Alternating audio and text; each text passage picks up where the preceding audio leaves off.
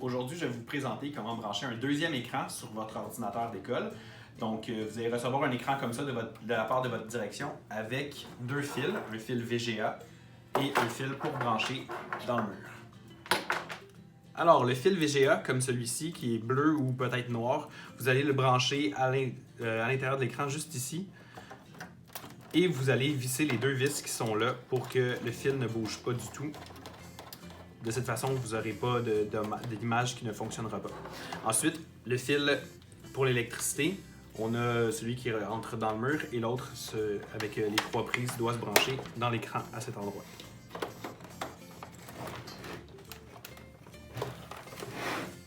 Donc, une fois que vous avez branché l'écran dans le mur pour avoir de l'électricité, votre écran va allumer jaune sur le petit bouton en marche.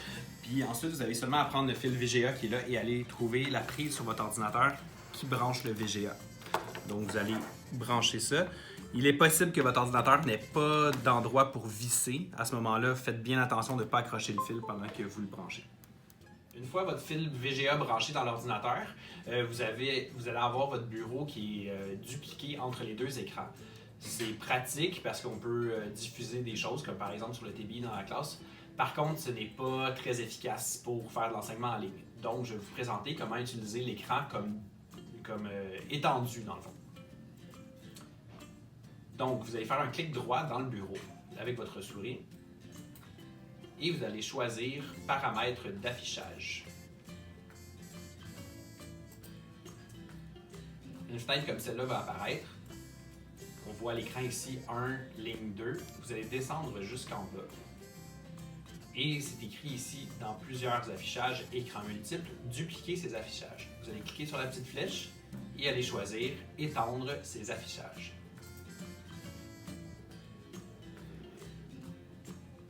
Et faire conserver. De cette manière, vous allez pouvoir utiliser le deuxième écran comme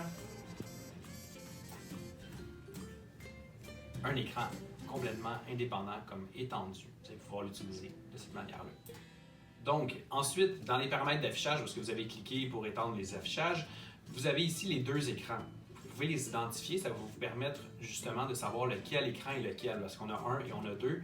En identifiant comme ça, on peut voir que mon portable est sur 1, puis on peut voir aussi que l'écran est sur 2, l'écran que j'ai branché tout à l'heure.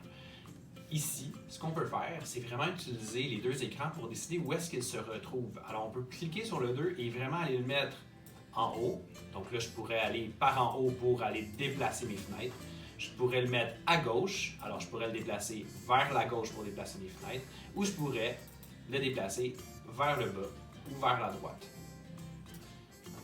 Bon, à quoi peut servir tout ça? Et dans le fond, c'est pour choisir justement où on va aller placer nos élèves quand on va aller faire une vidéoconférence. Donc, on pourrait par exemple mettre nos élèves à gauche, on pourrait les mettre à droite, en haut ou en bas. Ça va nous permettre de pouvoir déplacer nos fenêtres.